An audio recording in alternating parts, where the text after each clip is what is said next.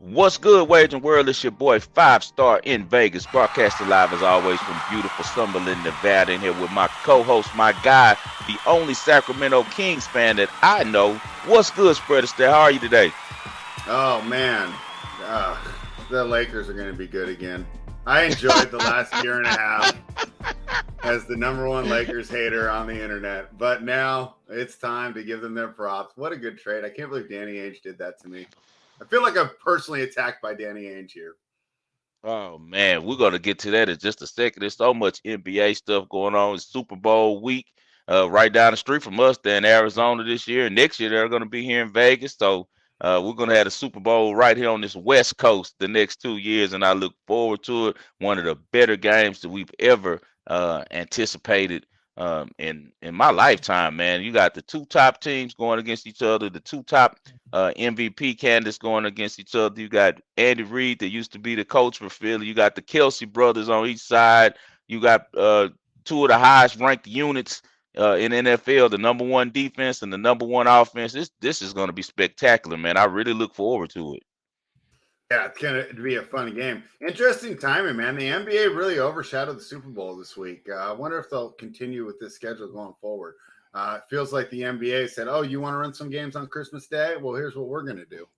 Man, didn't they take all of the sports media hype this weekend? That is They just because did. usually you would think, but you know what messed up the Super Bowl, in my opinion, as far as in the week leading up to it, when they stopped doing media week, where they do it completely different now, and I don't like the way that they do it. It used to be so, the old school days where everybody fly out there, local broadcasting team out there, and they cover it for the local radio. Those days are long gone, but that used to make Super Bowl day so fun, and they have the little setups for each player, and they have all this media firing these crazy questions at them from everywhere. I didn't see any of that this year. It was more of like a group effort, more of like a show that they put together this year, and I didn't like that as much. Yeah, I'll be honest. I've been completely out. I've been so knee deep in NBA and tennis. I Hmm. haven't taken a lot of Super Bowl media, but I'm ready to break down the game with you here in a bit. But let's bring in our guest because we got to talk about all these moving parts in the All of NBA. these moves, man. All Bring right, in our let's boy, do it. man. Welcome to the show, my guy, Hakeem Ski Prophet from Wager Talk and many other outlets in sports media. What's up, Ski? Good morning to you, man. What up? What up? It's like Christmas morning for NBA, bettors and fans, and I'm enjoying all this movement. Trade deadline is lit right now. I'd enjoy it if I was you too. You guys came up I heard Yeah, they Spread did crying before I come up. came on.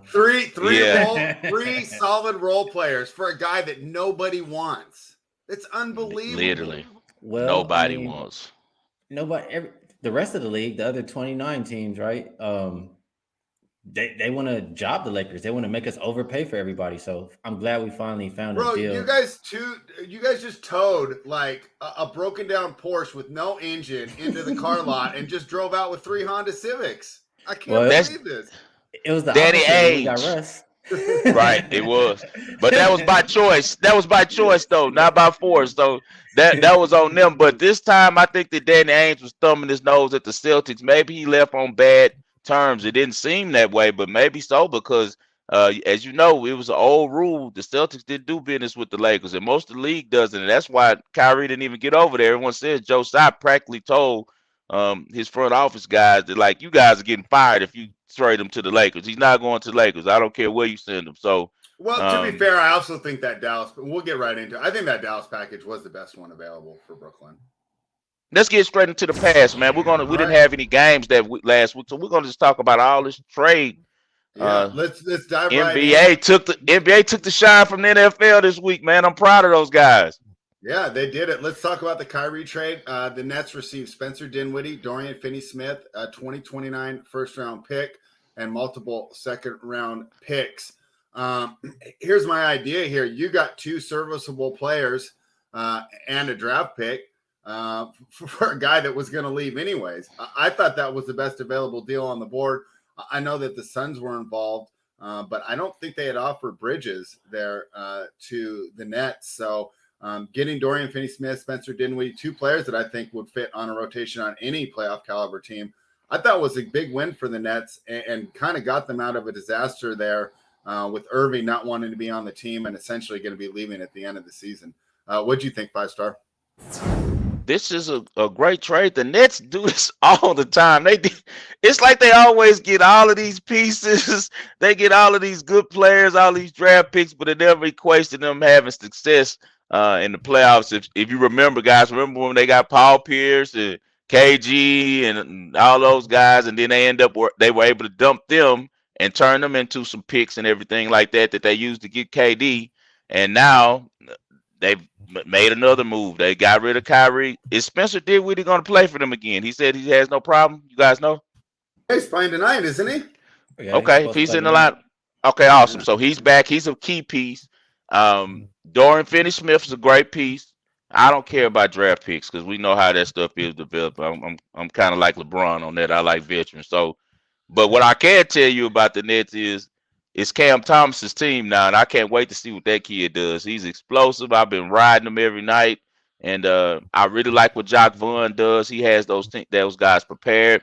And what I'm hearing is, man, that they were just kind of tired of the games. It was some stuff that went down with Jock Vaughn, and the youngsters all were siding with Jock Vaughn, and it was pretty much the team and Jock Vaughn against KD and Kyrie because KD and Kyrie were kind of doing what they wanted to do and weren't following the rest of the rules that the team were, and the kids didn't like it. And Jock Vaughn is a real likable dude, and they play hard for him and like him, so it kind of was a team split going on, and that's why it was so abrupt because this all just came out of nowhere where all of a sudden Kyrie wanted to get traded. So I'm thinking him and KD probably talked about it and said we probably can't be together, but let's at least get off from this team from over here. And then other people like a guy Big Sarge who I follow, who's a close buddy of mine who covers sports in Houston. He has his own independent media company, but he has access to all of the professional teams, and he has credentials.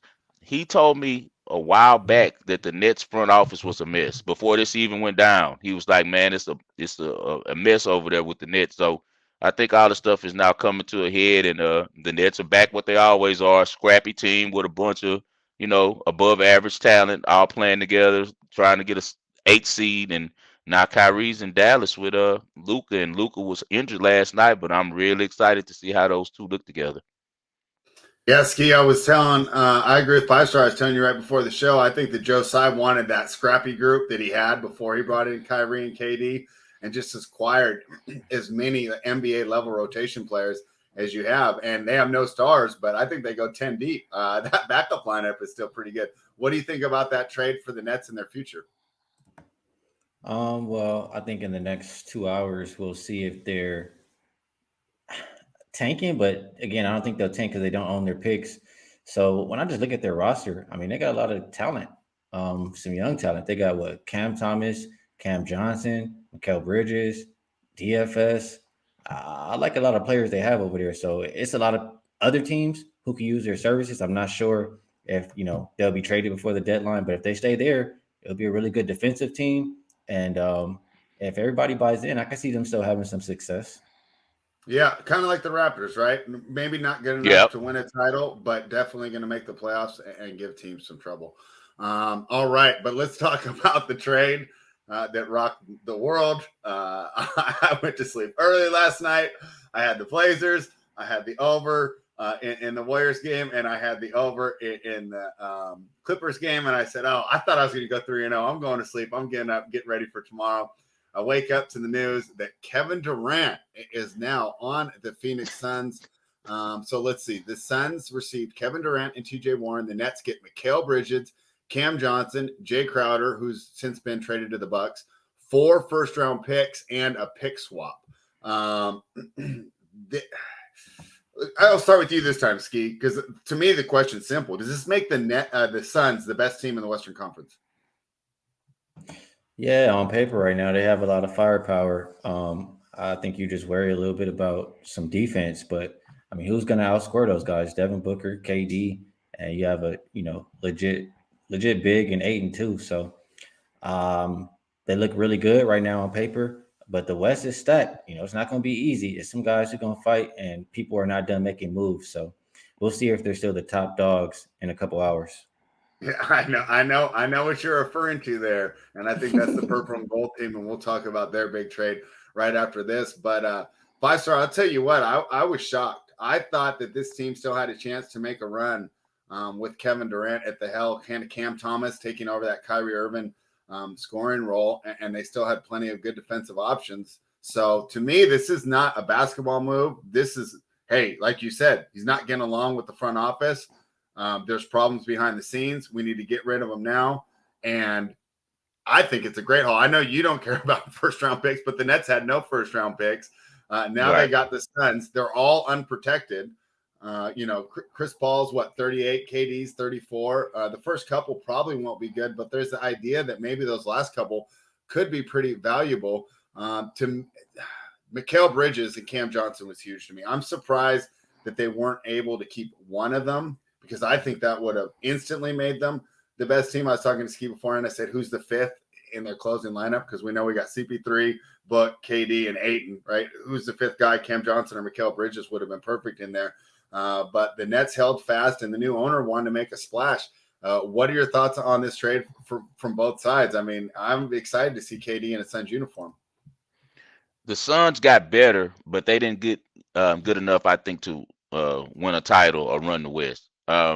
Because of the very reason that you said, they're going to miss those two glue guys there. Mikal Bridges and Cam Johnson are winning basketball players. It kind of reminds me, you guys remember how when the Warriors initially started their run and they were so deep and had all those great bench players and wing players, and then the moment that they got rid of those guys, they had to kind of reset and they had a down year and had to trade for KD and then rebuild that bench. And that's kind of what I feel like is going on with the Suns. If they can get KD to re-sign, which I'm sure he probably will. I mean, Arizona's a great place to live. You know, everyone loves the West Coast. It's beautiful out here. He has a head coach that I'm sure he's going to get along with well, playing with a really good veteran team. So I would not be surprised if he resigns, but they're going to have to do something with that fifth option. I'm thinking Craig going to start now, you think, guys? I think TJ Warren will start. It's just who closes. Yeah, because Warren's not going to play no D. And now you I got he's going to put up some shots, though. He can shoot it. So Chris Paul is in heaven right now. He can go out there right now, and he has so many options when he gets to the elbow.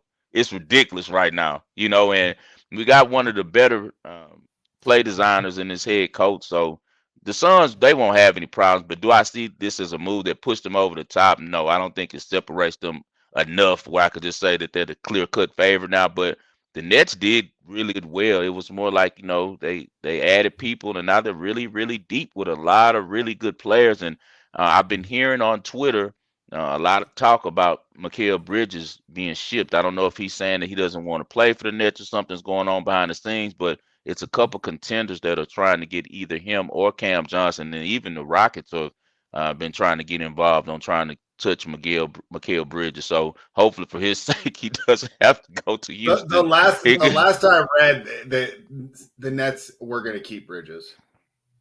so is it Cam Johnson they're going to trade, or they're going to keep both of them? I hope they keep both of them. They should, I would just you run with know. this roster for the rest of the I year would unless you for get like sure. some huge offer. I think what it is I think it's more the players. You know, that's why I asked you about Spencer Dinwiddie, because you know some of these guys, you know, after you can get over there and tell them, look, man, I'm not playing. And we've seen that like with the Jay Crowder situation. He didn't play all season. You know, the Players Association really protects these guys. And the NBA has always had probably the strongest player association in the league, and you know they have a lot of say so in what they want to do. So um, I thought that maybe one of them would push back and try to force a trade, but if they're willing to play, I think the Nets will have a good team for a long time. I like their core. Yeah, I do too. So it'll be exciting to see where that goes, and how. I mean, eventually they are going to need a star and alpha. See how they approach it next time. They definitely probably don't want, one. They want a straightforward basketball guy. I don't know if they're going to go for the KD or Kyrie route next time. Let's talk about the trade that hurt my heart and had Ski running around, jumping for joy, excited because it was a win-win. Not only did you get rid of who I think is still an all right basketball player, but it was the worst fit in the last 10 years of a team. Russell Westbrook, still an all right player, terrible fit with the Lakers, and you got exactly what you needed. You got two shooters, D'Angelo Russell and Malik Beasley, and you got a versatile defender who could probably defend 3 through 5 fairly well. you got a lot of pieces for Darvin Ham to play with now. And I know you think the team's not done, but even with those three pieces right there, I think they're once again contenders in the West, because with the way LeBron's playing, and if Anthony Davis can find the form that he showed earlier this season, just two of the top 5 players in the league in ski. I mean, how happy are you? Like, your happiness and my sadness, they have to be directly correlated right now. Absolutely. I mean, I was, I was gonna wait till the weekend. I was being good, and I saw the trade go through yesterday. I said, I'm going out. I gotta celebrate.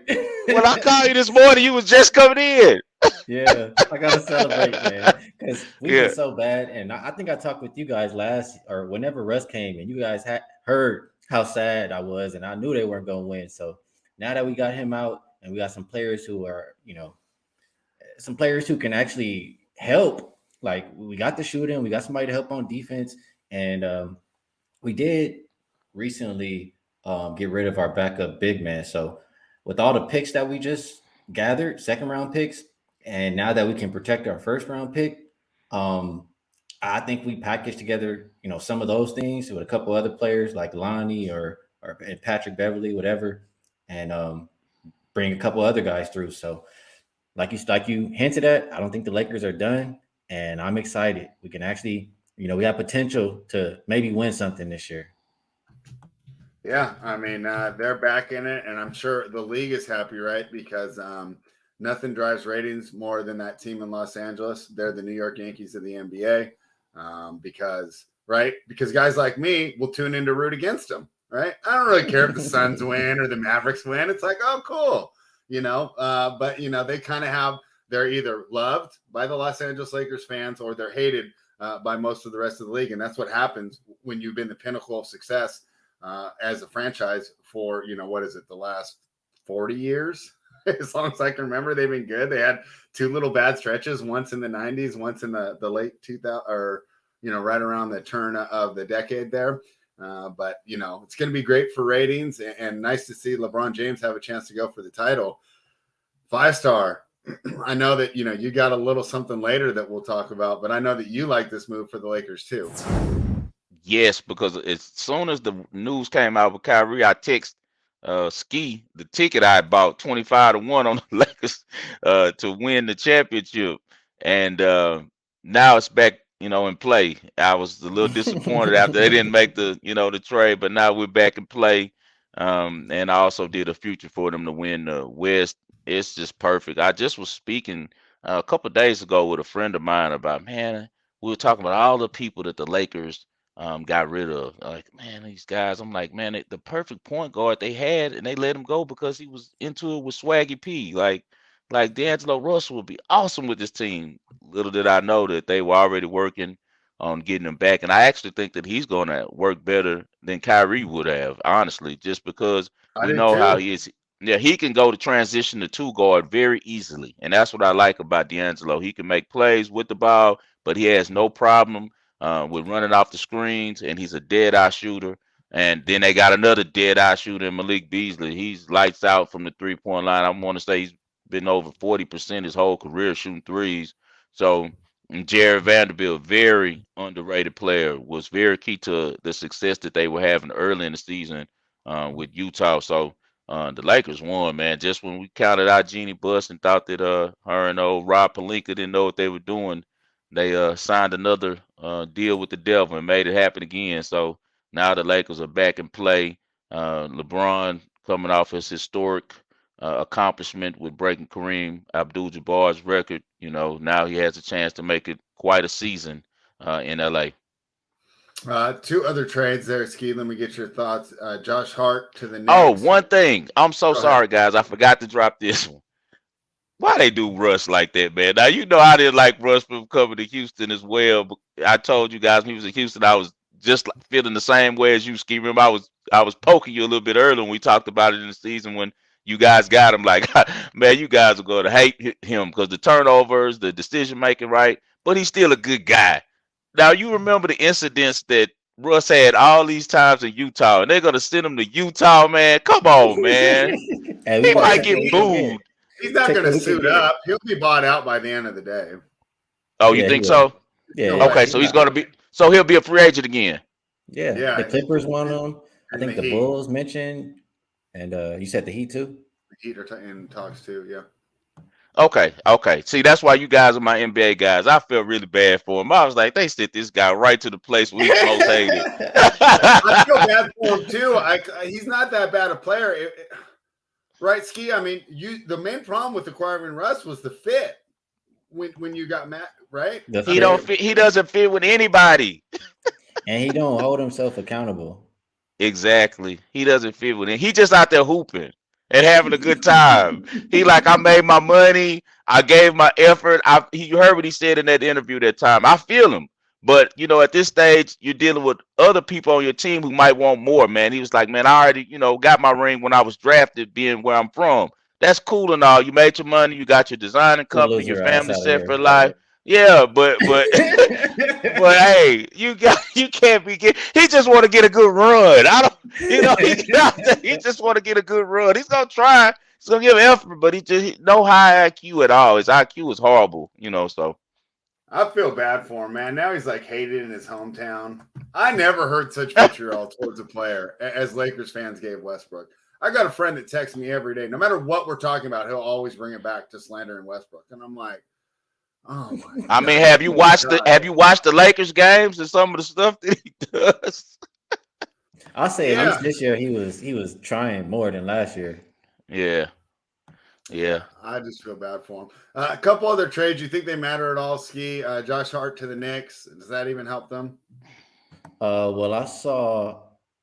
I mean, it could help a little bit, but I also saw they're in talks for Levine right now. So if they get Levine, that'll definitely help out too. So Okay, we'll see all right. what New York is doing over there. They're cooking. What do you think of Josh Hart to the Knicks 5 star? Josh Hart's a serviceable piece. He's one of those guys who's gonna play for 10 teams in his career because he's a likable dude, but he's just not that good. He's good enough. So that's why he'll always be traded. He's a cool locker room dude. He can hit a couple threes. He gives effort. He plays defense. So, he's just a piece, man. That's all it is. As To far as me, his, hmm as I say, it goes down to fit. He didn't fit in yeah. Portland because they have two small guards to begin with. So now you're going to run him at the three. He's too small. With the bigger guards in New York, I think he fits a lot better, and it gives him really an opportunity. I think fit matters so much in the NBA. So Jay Crowder, I think, is a good fit on the Bucks 5 star. Do you think that increases their championship odds at all? Because hey, I'm willing to move them up like a half a point in my power rankings. Well, that's your guy. They definitely needed him because they were kind of soft in some areas. They have Middleton's been hurt, and Holiday's been outstanding. But you get past that, it's not much. So they definitely need Crowder. Crowder's going to be big for that team as long as he's, the same guy. We haven't seen him play all season, so we don't know if he's the same dude that he was in Phoenix last year as far as in shape, effort, being able to knock down 35% from the 3-point line. So we'll see if Crowder does anything for the Bucks. I think that he definitely makes them a better team, though, for sure. Ski, does Crowder help the Bucks in their quest to defeat the Boston Celtics, who to me still look like the best team in the NBA? Yeah, he got some experience.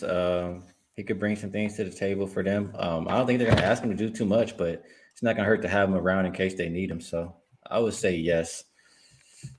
All right. Is there any more trades that you guys saw that you want to talk about before we move to the present?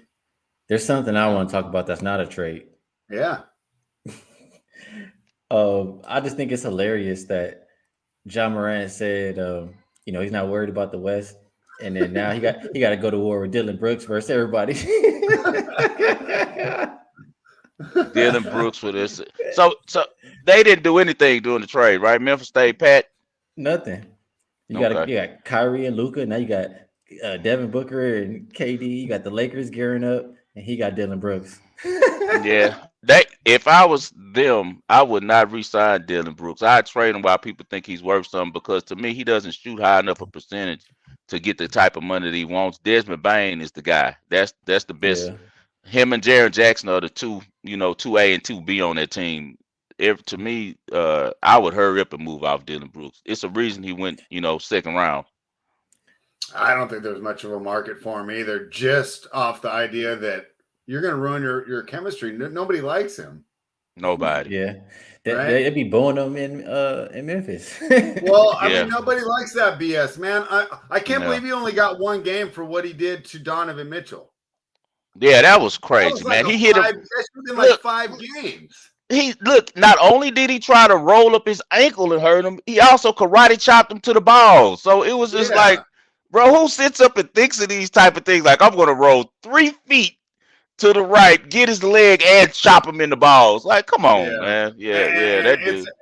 it's still a fraternity. These guys are way nicer to each other than they were before. I don't think people want to play with him because that's not cool. I mean, fortunately he's okay, right? But you take away a guy, no, nobody's cool with that, right? I Nah, don't know. What do you nobody's think, cool with Steve? Do you that. think anybody wants him? Nah, Send him to the Spurs. Send him to the Spurs and try to get Keldon Johnson or somebody, or the young kid that they got from Ohio State. That was weird that the Raptors traded for Podol because I thought they were sellers. I don't know what Yeah, they're doing in Toronto. We'll find yeah. out A lot of people saying Nick Nurse is going to be the Rockets coach next year. yeah, something's going on there to get rid of a coach of oh, that level. dude, Yeah. Silas, I don't want to see him cry no more. Did you see? Did you see the text I sent? I always call, hey, inside jokes. So spread. I always call our Coach Ski, because I feel like he looks like Ski when he gets old. When Ski's like 45, he gonna look just like the coach for the Rockets, right? So we call him Coach Ski. So my guy was just talking about Sarge. Asked him a question about, at the media thing about after the game, like about them playing hard and defense. It was the weakest like scream. I wish we had bites we could put in right. If you heard it, you would just bust out laughing. You remember when Andy Dalton did that 1, 2, 3, let's go Bengals. It sounded just like it sounded just like that. So, but they responded. They played good last night. So, They did. yeah. Yeah, we still got the win, luckily. Oh I man, that was a was horrible worried call. about that. That Yeah. was Hey, finally, that was a finally, horrible one went our call. way. First time in my Yeah, whole that was a life. horrible call. Yeah. Yep. All right, All right, you let's guys get want to to the move on? present, man. Let's jump to the present. The Bulls are +1 at Brooklyn tonight. Ski, you said you're staying away from sides and totals tonight. Let everyone know why, but just assuming no one gets traded, how would you see this game playing out?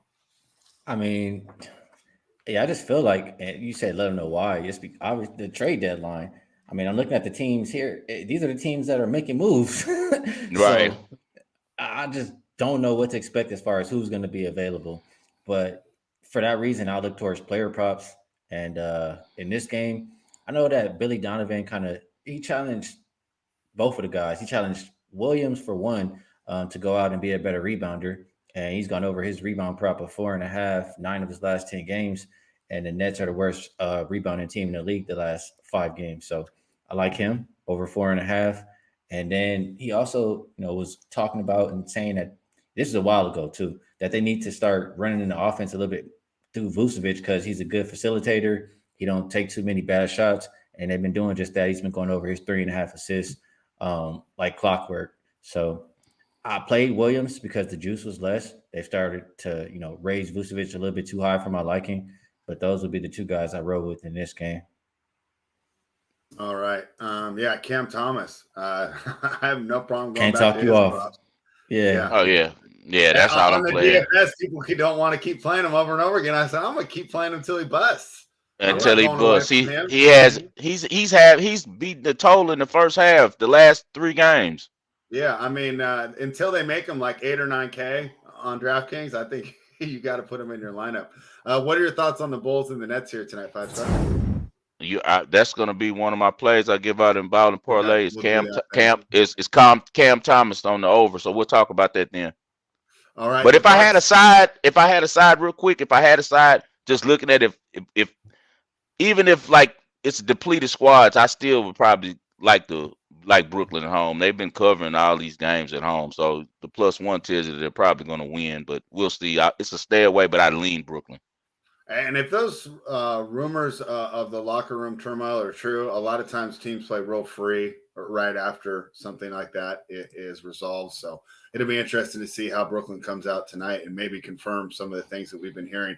The Bucks are -8 at the Lakers ski. I told you before the show started, I didn't understand this line, and then you said to me, you think that it's because LeBron's going to sit. Okay, now it makes a little more sense because I had this game a lot closer, and I think the lines moved about a point and a half while we've been on the show, so it looks like it's trending that way. Is there any way to get involved with this game's key?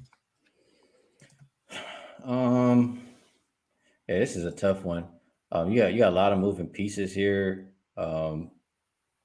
I don't think LeBron's going to play because after that big game he just had, right? He played. I didn't look exactly at the minute count, but I feel like he was out there for a good amount of that game, and he left at the end because of foot soreness.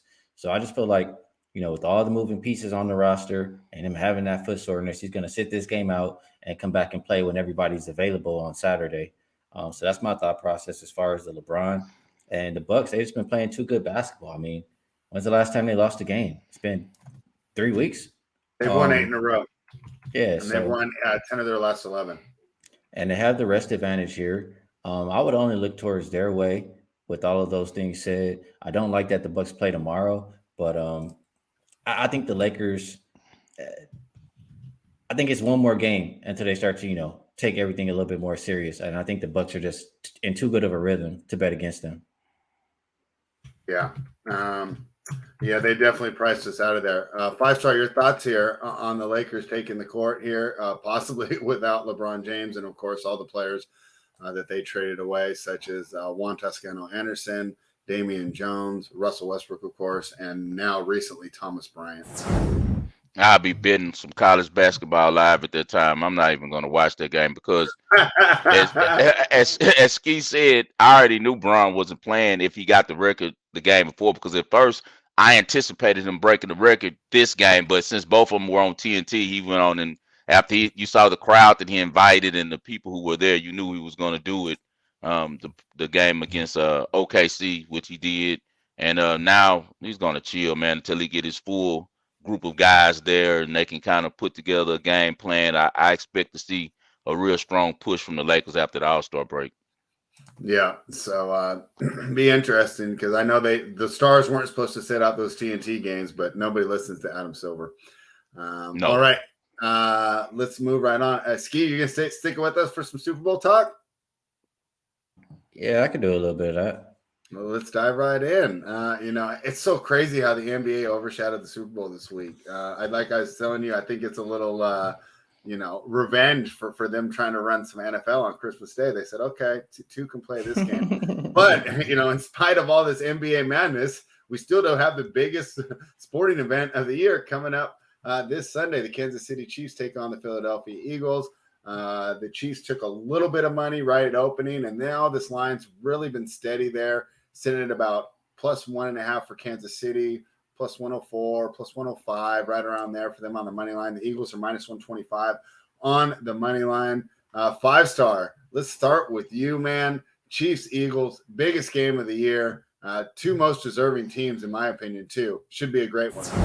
Yeah, this is going to be an awesome game, man. We got actually just the two best teams. They've been the best teams in their conference. You got the two best quarterbacks by the numbers and the two leading guys to win the MVP this year playing each other. Like Kelsey brothers, as I said before, and then, Andy Reid used to be the Eagles coach. So it's some great storylines to this one. And it's one of those games I can't wait to see how it starts. That's why I'm not going to get big into it before as far as in my investment. I already put like 5 units down, but I'm gonna just wait and jump in live because it's one of those games that you're gonna have to see it. You're gonna have to see how the matchups look in person before you can really gauge it. But by looking at the numbers, I have picked up that I believe the Eagles are a little inflated with their numbers because if you look at the schedule they played this season, they only played 4 quarterbacks. Of those 4 quarterbacks, 3 of them went off. First was Jared Goff in week 1. He put up 34 points on them. Then after that, they faced Kirk Cousins on prime time. You know how he is on prime time. He never wins on prime time, like 0-12 or something. So they dominated him. After that, it was just backups, reserves, second-tier quarterbacks all the way until they faced Aaron Rodgers again on prime time. He put 33 points up on the Eagles defense. And then the first time they played the Cowboys, remember Cooper Rush was the quarterback. The week 16, Dak comes back. He drops 40 on the Eagles. They have not seen a quarterback like Patrick Mahomes. I know that they have a great rush and great secondary, and they're the best team as far as in personnel. But the quarterback position is that important, man. It's going to be really hard for me to ever fade Patrick Mahomes. He's another couple weeks healthier out for that ankle. You know that Andy Reid is 22-7 and 7-3 off a bye. I just really like everything that the Chiefs do, and especially with their coaching staff. I trust Steve Spagnuolo to put a couple things out there that's going to confuse Jalen Hurts. And also another thing that I've noticed from doing some film work is since Hurts' injury, he has not looked the same. He was second at throwing from the pocket behind Mahomes before the injury. Since the injury, he's only been throwing the ball to his right side. If you guys go do some video work, you'll see that. He's having difficulty getting the ball over to his left side because of his shoulder. And I'm sure if I saw it, Spagnuolo did, and I think that he's going to do some things that are going to give Hurts some problems. A lot of people think that the Eagles are going to run the ball on the Chiefs, but the Chiefs have one of the best defensive teams against the run in the league. They're top 10, number 8, actually. They got the best defensive tackle in the game. I think that Chris Jones has surpassed Aaron Donald as the best defensive lineman, interior lineman in the league. I expect him to dominate and to show up. And I just really think the Chiefs are really being underappreciated this game, and it's going to come out on Sunday. Ski, what are your thoughts on the biggest game of the year? I agree with a lot of things that Five Star just said. Andy Reid off a bye, that's something as far back as I remember. Quarterback position is just a big advantage. Mahomes versus Hurts, and if something happens in this game to where Eagles got to play catch up as far as like through the air, I just don't trust them. If it's a little bit different than if they have the lead, and they could just run the ball or something like that. So I think Patrick Mahomes is going to be healthy enough. I mean, we've seen him play on big stages unhealthy. We've seen him off the knee, what was it, knee dislocation or something like that. We've seen him with Yep. the turf toe. Yep. I've seen enough. You know what I'm saying? So I'm not Yeah. worried about his health. So I want to put my money on him. The offensive line is for the Chiefs is better than what the Niners had to offer last week. I think they're going to protect them. And I think Chris Jones and Frank Clark and I mean, that Eagles offensive line, don't get me wrong, they some bullies, they're good. But I still think those guys can, cause a little bit of havoc back there and maybe make Jalen Hurts uncomfortable. So I like the Chiefs. I like a lot of props. I think I like the first half over too, just because it's, number one and number two scoring teams as far as the first half on the season. The Yep. number was 24, I think it was.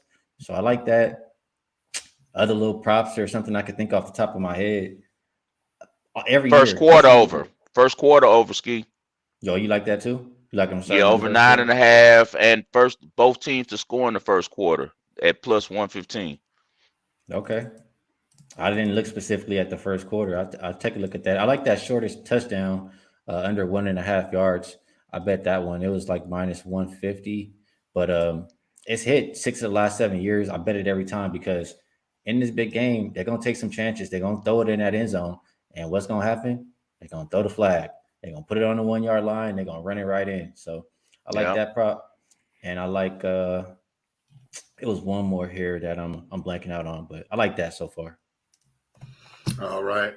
Yeah, it should be a fun game. I don't want to simplify it too much, but it's hard to go against Patrick Mahomes at this point. So, of course, I'll be checking in with you 5 stars. The game gets closer. I already have a Chiefs money line ticket, but I got it at like plus 118, so I can buy Yeah. off it if I really Yeah, need that's to. what I have. I have plus 120 on them. But when the Eagles first came up, I was, feeling the energy of just seeing them smack the Niners, and I jumped Yeah. on them for like a small bet, a half a unit on the Eagles plus 2.5. So I'm hoping that maybe I can hit a middle and Bucker hits a kick, a walk off and they win by 2 points and I can win all the way around. But I'm definitely on the Chiefs, man. And the main reason, just to extend just a little bit on what you were saying about the first half, he's correct. The Chiefs only trail the Eagles for scoring in the first half, but what a lot of people don't know, the big discrepancy is the second half. I faded the Eagles so much this year on the second half. They do not change well in game, and also they've been up a lot in these games. Sirianni comes out with a great game plan, but he has problems adjusting. So the second half, the Chiefs are fourth ranked in scoring in the league, and over the last 5 6 years, they've been the best team in the second half. Whereas in the Eagles are number 15 in scoring in the second half. So when it gets down to crunch time, go with Mahomes. All right. It seems like that is the consensus. Anything else on the Super Bowl, Ski? I like McKinnon. McKinnon over his 20 and a half receiving yards just because he's been the back that they've been, doing more of the passing to. I think it's Pacheco who's doing the running and Yeah. McKinnon getting the reception. So over 20 and a half receiving yards, or I think it was 2.5 receptions. Either way, I think is a good look. All right. Sounds like a plan. Anything else on the Super Bowl 5-star? No, just the props that we had last week. I'll just give them to people again, just to make sure that they have them. I have KC's first half team total over 12. We have Mahomes to not throw an interception. He's 4 touchdowns, 0 interceptions this year in the playoffs. He's all time in his playoff career, 32 touchdowns, 7 interceptions. So it's very unlikely. He protects the ball really well, unless you get a crazy tip or some things happen like that. But I don't think he's going to turn the ball over. I also have Mahomes passing rating over 99 at even money. Mahomes' career postseason passing rating is 106. In his last two postseasons, his passer rating average, is 114. It's just a matter of him making the tough look easy, but he doesn't miss the layups. Like Mahomes never misses the layups. Like when guys are open, he doesn't sell it. He doesn't underthrow them. He hits them on target. And then on top of that, when he has to make a difficult play, he still makes that too. I got Pacheco going under 50 yards rushing because I think that they'll get him more involved in the passing game. Just like Ski said, they use a lot of McKinnon. They have a three-head monster over there with their running backs. I like McKinnon to score a touchdown too. You remember the run he had in the regular season on scoring touchdowns. And I'm gonna tell you another little prop. Well, Travis Kelce over 6.5. You guys know that's a layup. We're gonna always throw that one out there because he gets so much volume work. If he's uncovered off the line, it's easy for them to get him the ball.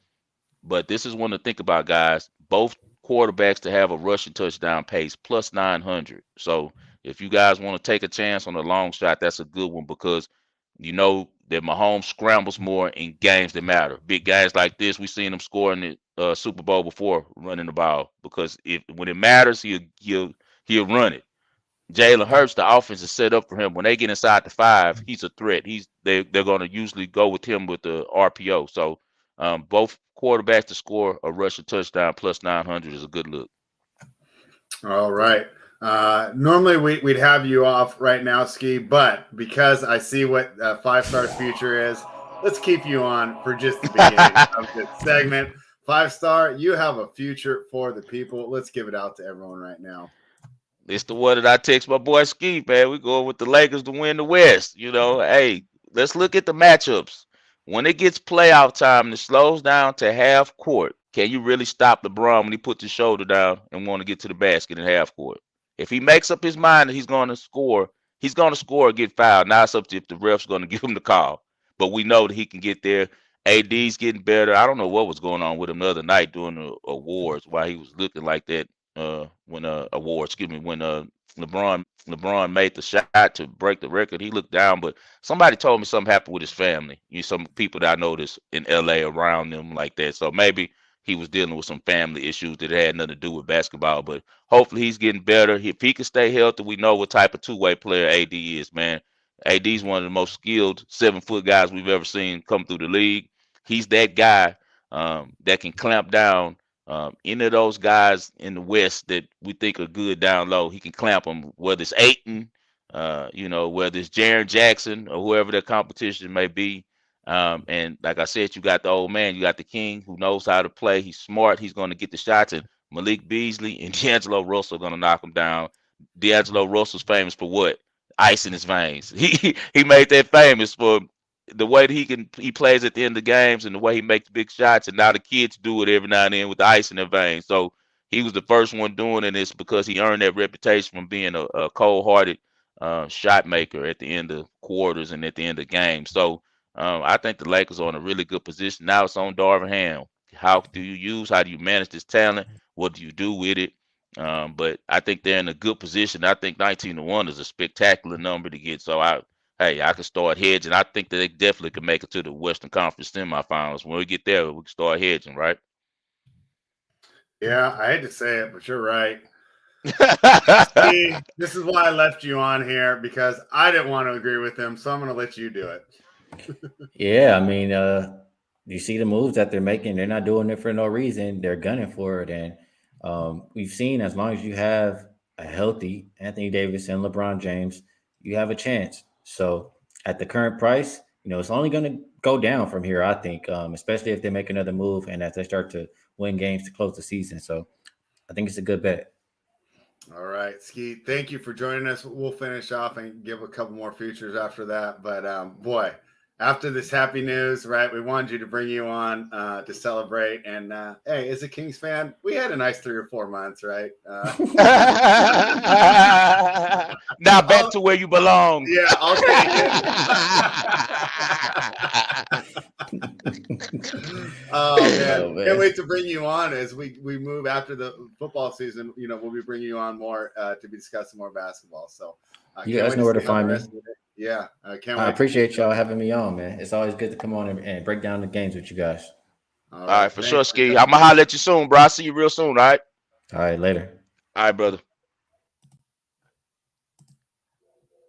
All right, that was my boy Hakeem Ski Prophet. Y'all catch him on Wager Talk, and he's also has some different things going on with Spotify. So please look him up. If follow him on Twitter, he's a great follow. Straight business, how he talks to sports, man, and that's a good thing. He's a good follow. Yeah, definitely. So, but we're not done giving out the winners yet. You still have a couple more futures for the people. Give me, because this next one, you put it in the futures. It can go in the ball and parlay too, though. Why don't you go ahead and talk about the next pick you want to give out? Yeah, we're gonna go with Mahomes to win the MVP.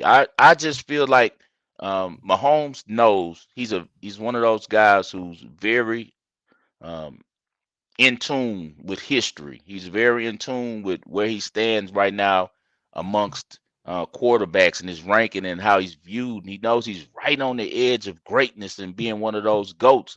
And I think that this is his Steph Curry finals from last year. You remember how Steph had been to the finals, never got the MVP. Mahomes has won MVP, but when has Mahomes had just a memorable Super Bowl showing? They looked terrible against Tampa Bay. Tampa Bay dominated them. Nothing like themselves because their line was hurt the whole game.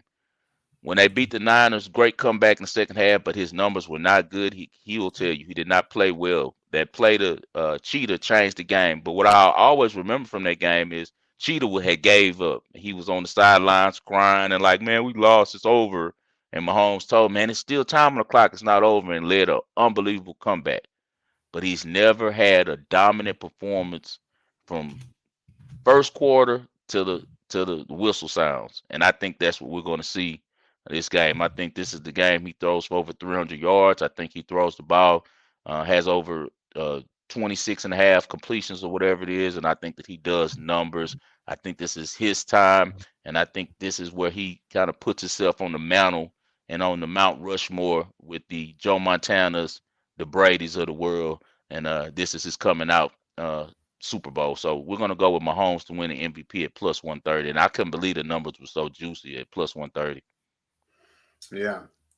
So let's move right into. I agree with you there. The ball and parlay. I'm just we're right in alignment, and I'm not going to give out any NBA because, like Ski said, we're recording an hour and a half before the trade deadline, guys. Right. So even though you're going to see this after the trade deadline, there could be some stuff that's going to happen that we don't know about. So we're waiting to get involved on the NBA sides and totals tonight. But there's 2 plays, the play for the NBA tonight that you're giving out that I absolutely love. So you can go ahead and give those out. But I'm right with you. I'm on both tickets here. So here is the ball and parlay. The Chiefs money line. Yep, Chiefs money line, guys. We got to roll with it. We pretty much broke it down the whole show. In a nutshell, I would not be surprised if Eagles jumped out early, got a lead. They've been the best team in the league in the first half. They average, I want to say, 18 points a game, and right behind them is Kansas City. The difference is most times when the Eagles burst on people and get these big leads, they can leave them. They can't leave Kansas City. So now it comes down to in-game adjustments and halftime adjustments. Who are you trusting? Andy Reid and Spagnolia or Sirianni and the kid that's the DC over there?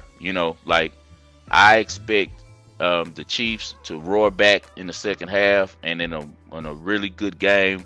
That the best player that we've seen in our lifetime as far as talent shows that he's that guy, and I think that the Chiefs are able to prevail. The Chiefs once again are ranked fourth in scoring in the second half, and one of the lower teams in the league, the bottom half, are the Eagles. Once again, as I said, Sirianni comes out with a great game plan, but he has not had to adjust. Look at the Eagles' schedule. I want everyone who's taking the Eagles this week to do yourself a favor and go look at the quarterbacks that they face throughout the season in their schedule, and you'll be very, very disappointed in the level of competition. They faced a lot of backups. They faced a lot of reserves. They faced a lot of second-tier guys. They've seen nothing like this kid. So we're going to be out on the Chiefs for quarterback, coach are the main things that I take in a handicap. Those are the two most important things, and I feel like the Chiefs have an advantage at both. And I also think that the Chiefs defense is going to show up big time like they always do in these type of spots where they're kind of, unaccounted for. No one's paying them any attention. Everyone's talking about how bad they are. And Spagnuolo draws up just an amazing game plan, and they show that they could be dominant. Everyone's forgetting about how good that Kansas City defensive line is. You got Chris Jones, you got Frank Clark coming off the edge, and then they have the kid from Purdue who's been outstanding. He's had an outstanding rookie season. So I think that the Chiefs upset the Eagles in a minor upset because, in my opinion, they should have been favored. But hey, we thank Vegas for the even money. So we're gonna go Chiefs money line, and then from tonight we're gonna just ride the Cam Thomas train until it it runs off the track. Why wouldn't we? I mean, this kid's averaging the last 3 games 40. So he's clearly the first option with the Nets.